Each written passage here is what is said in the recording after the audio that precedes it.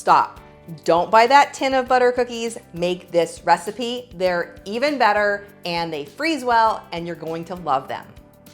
These start with 1 cup of unsalted butter that's been softened, 2/3 of a cup of granulated sugar, and you're just gonna cream that together until it's light and fluffy.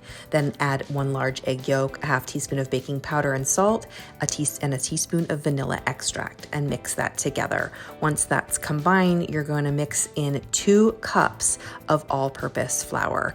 And then just run your mixer, add it while you're mixing. It's gonna take a little while for this to come together. If you're using a hand mixer, it'll take a little bit longer than a stand mixer, but you can see it will come together as a cookie dough.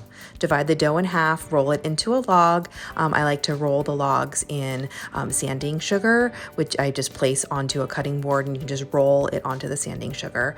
Once you have those coated, you could also use sprinkles. You're gonna wrap this in plastic and chill this. I like to chill it in a drinking glass so that it keeps its shape.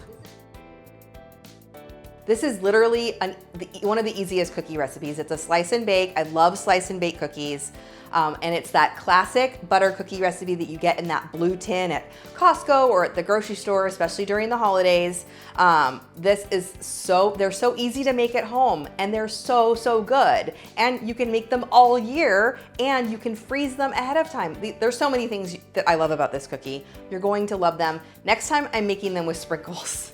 If you don't follow me already, be sure to subscribe to my channel and keep watching for even more cookie recipes.